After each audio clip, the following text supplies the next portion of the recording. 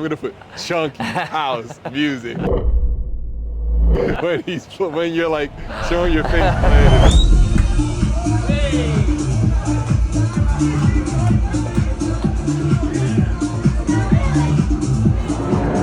Taking you guys on a journey of the music of the past, present, and the future. Welcome back to Mambo Tales. We are here today with one of our resident DJs, my guy DAYL. Thank you so much for doing this, man. Thank you for having me, man. This is DAYL's second season here at Café Mambo, I believe? Yeah. Yeah, man, this is second season, and I was trying to see if really excited to get you here. I was trying to see if we could get this last year. I'm glad we can get this done this year. So let's start with that. This is your second season here at Café Mambo. I guess my first question, just before we get into your past there, how did you get here to Café Mambo, and how does it feel to be a resident here at Café Mambo, your second season? So it's been a bit of a long journey. I know we're going to come back on to that next, but I've been in Ibiza for just over 10 years now, from when the very first time I visited to now. Wow. First year I came, I was on holiday, and Café Mambo was one of the very first places I came to. Really? Seen Jason Bai play, and I thought, that's cool. Like I had been DJing at home in Ireland for maybe a couple years before that, but I wasn't full time. I was kind of doing stuff at the weekends and that, and I always thought, yeah, that's really, really cool. That's something that I want to do. So fast forward to 10 years now, and I'm a resident. It's quite, it's surreal, and it's very, very cool. Do you remember when you came here? Like, was it like did you just wound up at Café Mambo, or was it something you were trying to go see? So I think Café Mambo was one of them places where it's kind of like it's part of your holiday. So I'd never been to Ibiza, but I'd been with some of my mates who had been to Ibiza before. So Café Mambo was one of them places where everyone goes, you know what I mean? It's like we're doing a sunset at Café Mambo. That was just part of our holiday. So we'd done it, and I was like, well, instantly fell in love with the place. I thought, well, I really want to play there someday, and here we are. That's amazing. That's actually really cool. You explain, like, it's just kind of a place where everyone just kind of goes. Yeah, like you kind of gravitate towards here, and I think a sunset as part of your holiday is part of everybody. You know what I mean? It's like it's a tick. It's a tick on the bucket list, I think. So, okay, so let's talk about that then. Ireland, that's where you're from. Yeah. Which town? I'm from Shannon, County Clare, so it's the southwest of Ireland. It's not renowned for its clubbing or anything like that, but I started off DJing in Limerick City, which is just 10-15 minutes away. Played the clubs in there for a few years, and then I started getting like a bit of recognition, started warming up for international acts, and I got a kind of a taste of what I really wanted to do. And that's when I started becoming seriously about, into music, and seriously as this could be a profession, this could be my job. And I'm very fortunate and very lucky now to be doing it full time as a job all year round, 12 months. So it's, I'm very, very lucky. I'm very grateful. What was like the initiation, if you remember? A lot of DJs maybe don't remember. I would be keen to hear, like, what were your inspirations when you first got into music that even got you even wanting to do anything like that? I think I went to Creamfields when I was like, I don't know, 18, maybe just gone 18 or something like that. I can't remember. But that kind of, when I went to Creamfields, I was like, wow, this is something that's really, really cool. I was always interested in music, always collecting music, stuff like that. And I was into dance music, but maybe not house music as a genre. After Creamfields, I remember thinking, yeah, this is what I want to do. Came back from Creamfields, and then I don't know, I kind of fell into it in a way. I started talking to a DJ in my local town, and he says, if you're really, really interested, to come in and do the lights for me. So I actually went in, and I was doing the lights in the club, and then he trusted me with a warm-up set, and he was kind of giving me a bit of mentoring and stuff like that. And then, yeah, if it wasn't for him, I don't think maybe I would have fallen into it, but I'm very, very grateful because I'm here now. Yeah. So you said you always collected music. So that means music has been something that's been a part of your life since like the start. Yeah, for sure. I guess what I'm trying to do is get even further back. Yeah. Like, what got you into collecting music? I don't even know. I think I remember walking to school, and I'd always have like an MP3 player in or something, and I was always listening to music. So it was always, unbeknown to myself, I was just doing it from an early age. You know what I mean? Do you have a memory of the first like artist or song or things that you used to love listening to? I don't even know. I remember buying a Tupac single years ago. Really? Yeah. And I thought that was really cool. Yeah, just random stuff. There was no like there was no structure to it. It was just like, oh, I like this, I'm gonna get it, and you know what I mean. That was it. Okay. Yeah. Okay. All right. So let's talk about 10 years fast forward. You begin your journey, or 10 years ago. Yeah. From now, like you begin your journey in Ibiza. Yeah, yeah. Tell us a little bit about that. A little bit how it began. Yeah. So I remember coming on holidays in. I can't remember if it was 2014 or 2015, but one of them years I came on my first lads holiday, and I played a gig in Ibiza, just through a friend of a friend. It was just on the West End. It wasn't anything special, but it kind of like gave me an insight of what this could be like. So I told all my mates afterwards, I was like, I'm doing the season next year, and they were kind of going, yeah, you didn't really believe me. But I did. I left my job. I came out and I started DJing on the West End for little or no money. Quite a hard graft, to be honest, but I always knew that if I stuck at it, and I did, I stuck at it, I got to know people, and then I came back the year after, and I came back the year after, and the gigs get better, and you meet more people, and I've lived and I've breathed it for the last 10 years, and it's been, my life is, well, if I didn't come to Ibiza, I don't know where I'd be. Yeah. I wouldn't be here. I feel like that's the story for a few. I had a few interviews already. Jamie Love, for example, a few others. They tell me a similar story, like, you kind of just, I can relate to it personally as a professional basketball player where I started, I came to Spain with nothing. I bought a one-way ticket, came to Spain, didn't know if I'd have a team. So I have a lot of respect for this type of story you're saying where you kind of started from, didn't have very much, didn't know what you were going to get out of it, but you trusted yourself and you trusted, your work ethic. So, like, what are your aspirations now? I would like to know, like, are you someone that you produce your own music? Do you have anything in the works? I would like to hear what you got to tell us. Yeah, so I'm one of them where I don't really like to get comfortable in doing what I'm doing. I always want to keep on pushing and keep progressing. I produce a lot of my own music. I've got releases on Flash Mob Records, Kenja Records, a few more. I've got a release coming out on Circus Recordings, which I've been trying to get on that label for years, and I've literally just signed a contract the other day. That's coming out soon. I've got another EP coming out on Kenja Records, and I'm in the middle of starting up my own label as well, Rezona Records, which is going to be coming in the next month or so. So I'm going to use that platform to first of all self-release some music with my own, and then eventually I'm going to start releasing other people's as well, like up-and-coming producers. So I'm really excited about that. How long have you been producing? I'll be honest, I didn't know all. I saw like a story where you were like, I've been wanting to be on this label for a long time.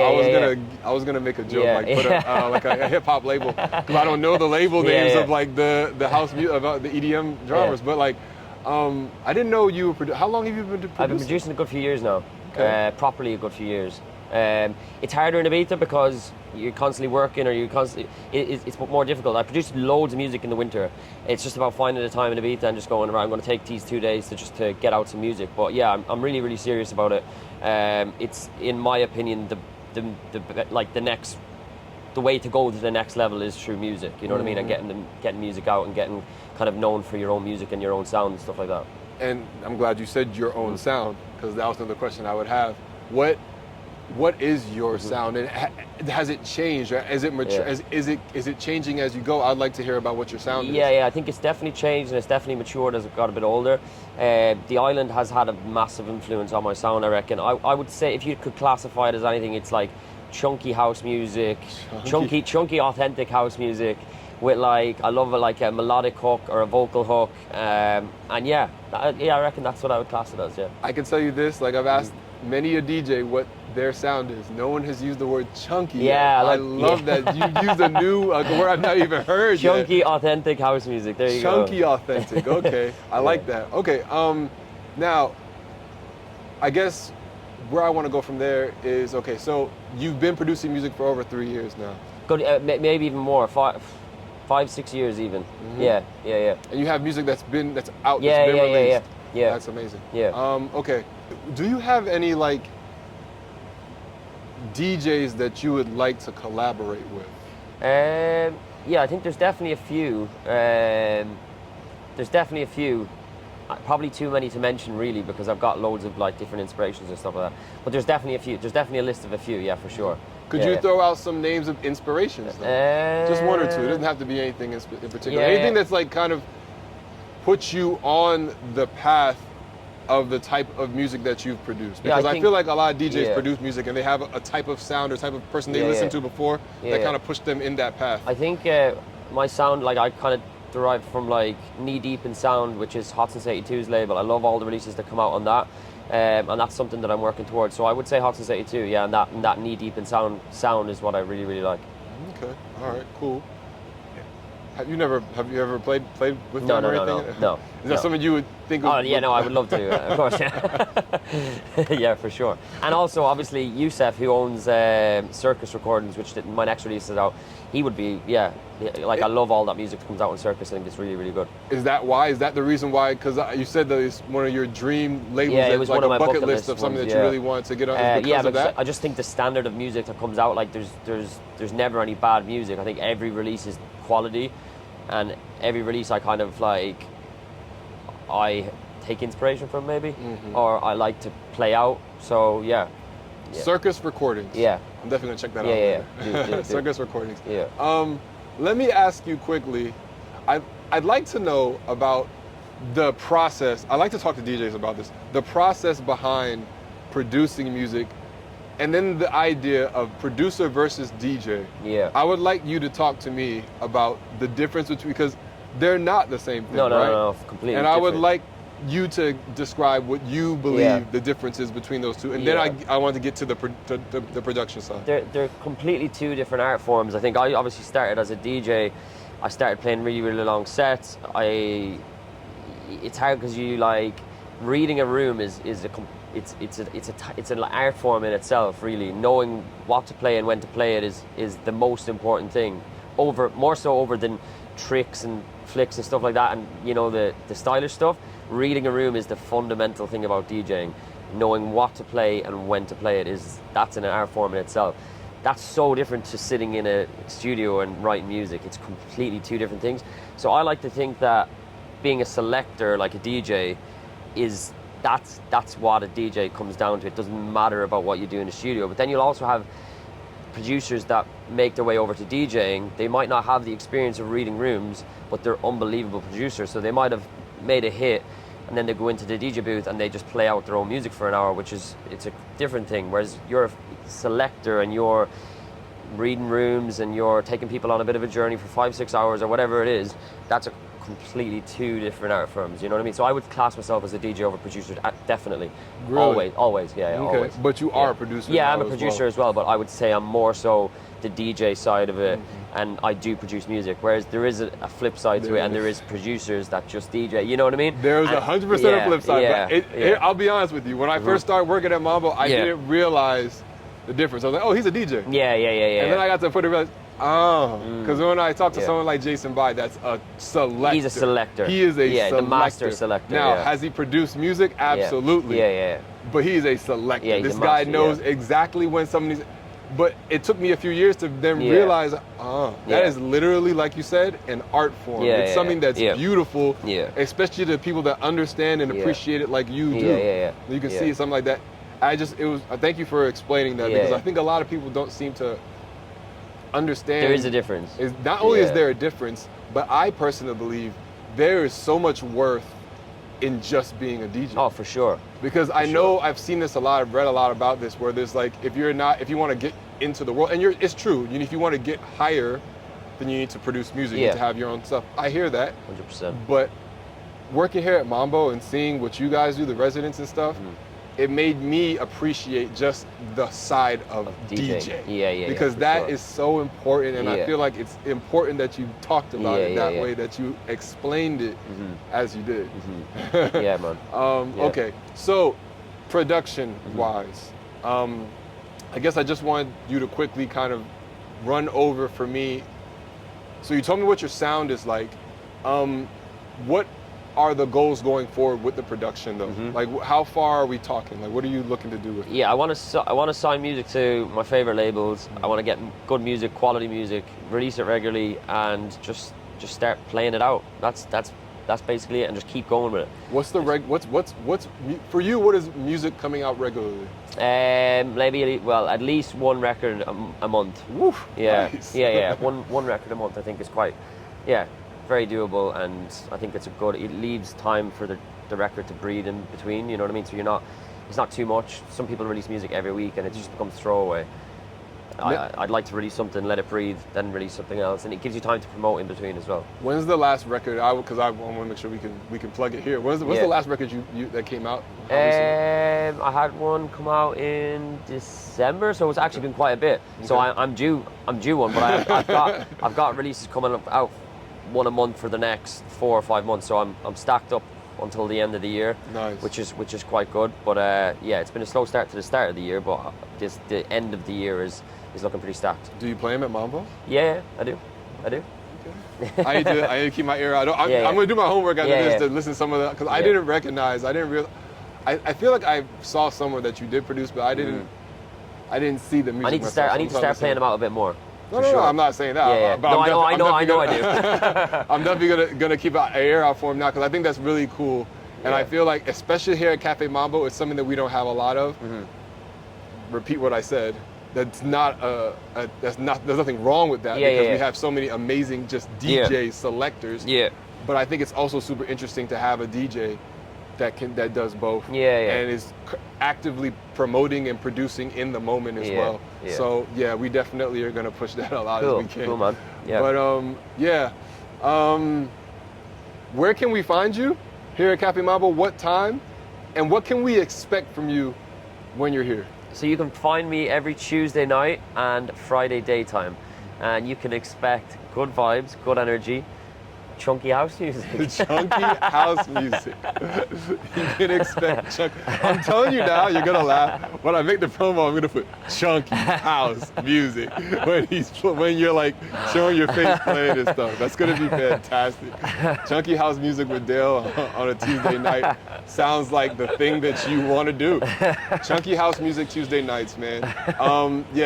But no, everything, all seriousness aside, this guy has been fantastic. Last year, this season, he's going to be here also. We're super excited about having him all season. He's going to, like he said, he's going to be here on Tuesdays, and going to be here on Fridays daytime. And yeah, you can, like he said, you can expect to see that. I think the most important, like on a Tuesday, I'm really excited. I'm really enjoying taking over after the headliners. Like we've had some wicked names in already, and I know there is names upon names coming every week. So I'm really excited about that. Mm-hmm. It's one of the best things about playing at Mambo for sure, is getting to take over after some of these international, big names. Last question, now that you mentioned that, because that kind of brings something else to my attention, that it's got to be even more of an art form for something like that. Yeah. A big time DJ just finished playing. Yeah. They just finished getting all these applause and everything. Yeah. And then they walk off. Yeah. And for me, I'm not a DJ. Yeah. That sounds stressful as hell to me. Yeah. Then it's like, you have to now play something that's going to keep, the energy is here. Yeah. You have to now play whatever you got to play is going to try to at least keep the energy there or higher. Yeah, to be totally honest, it's a bit daunting, because you're walking into a booth, all the booth behind you is rammed. Yeah. People in front of you are out on the pavement and out on the street, and it's busy there. And you're walking in, nobody knows you. No one's here to see me, everyone's here to see the headliner. So I'm walking in, and it is a bit daunting. So if you don't get the right track, like the first track nailed, you can lose everybody like instantly, and that can be embarrassing. So you need to have a plan, go in with it, and try and execute it. And to be honest, it's been all right so far. I was gonna say I've not seen you do that once. So don't worry. I'm good so far. I'm good so far. So, perfect track right there. Yeah. Hey, DAYL, man. Thank you, brother. Thank you so much for doing this, man. Thank you. Really appreciate it. Guys, this has been DAYL, resident DJ here at Café Mambo, his second season. You're going to be able to catch him all summer long, and we're just getting started. That's the best part. Yes. Catch him all summer long. This was Mambo Tales. We're checking out.